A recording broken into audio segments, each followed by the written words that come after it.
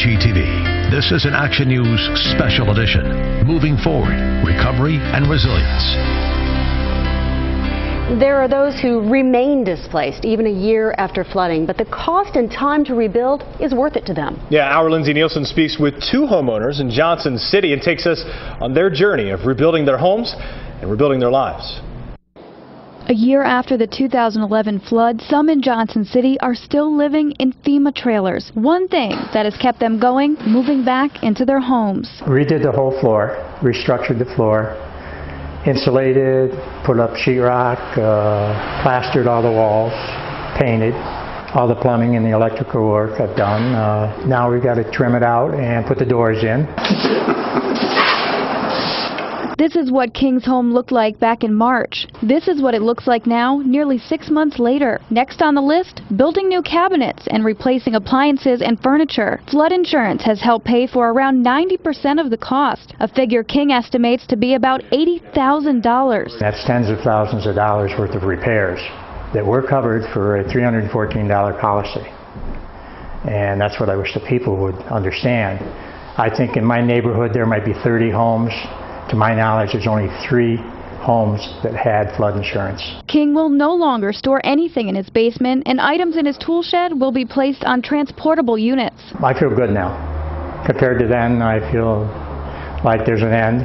You know, I'm going to get back in my home pretty soon. I'm not going to spend the winter in a FEMA trailer again. Just a few streets over? It's quite a mess. I've got a long way to go yet. For Dorleen Walker, rebuilding was on hold for 10 months while she waited to receive insurance money. You have to write down everything you own, and I mean everything, if you want to get paid for it and have the reimbursement for it. Same with homeowners. I mean, it's not just your flood insurance. You're working with FEMA. Paperwork. Removing mold was the first task. Got the windows are on order, and the flooring has been planned. Bathroom, I've got a little bit of plumbing to do in there, and then the kitchen will be, started. It's been challenging to pay bills on an empty home and for her FEMA trailer. You can rebuild. You've lost a lot of memory, so that we can't, bring back. I lost everything, pictures, everything, but there is a new beginning somewhere. A new beginning that started with rebuilding. In Johnson City, Lindsay Nielsen, Wbng TV, Action News. Now Walker has a second home she rents out that was also damaged by September's flood. Now repairs have yet to begin. She's still paying off the money she spent to repair that home from flooding back in 2006. In 2011, when the floods hit the Twin Tiers, the real estate market was in a downward spiral. But this year, it is looking up, partially because of the disaster. Our Jillian Marshall has more on how the flood did turn into opportunity for some. 1 year ago, floodwaters rushed into homes.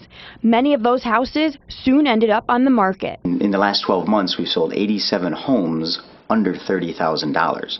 The year before that, we sold 29 homes under $30,000, and I think that reflects flood-damaged homes that were discounted and sold.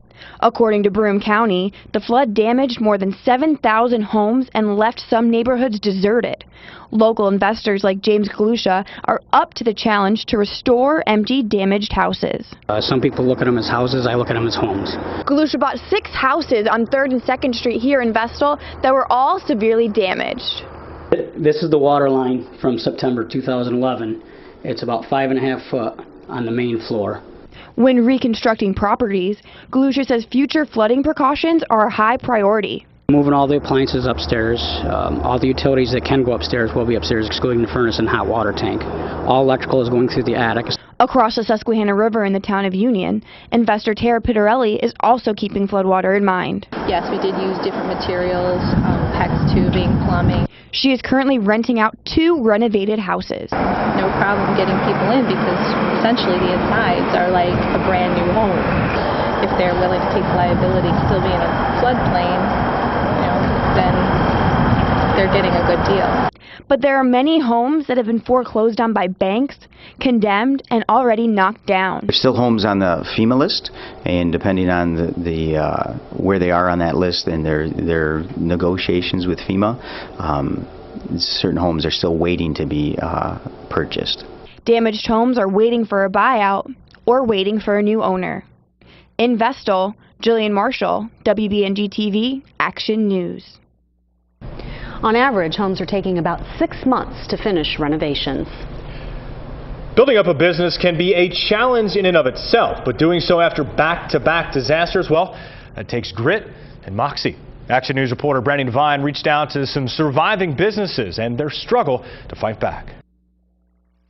We've had quite a few opportunities to practice. Mark Tedeschi and his wife own 2 businesses, Moxie's and Tedeschi's, both flooding in 2006 and 2011. So you almost start back at square one. All of the planning and the systems and the organization, developing your teams of staff and getting everybody on the same page.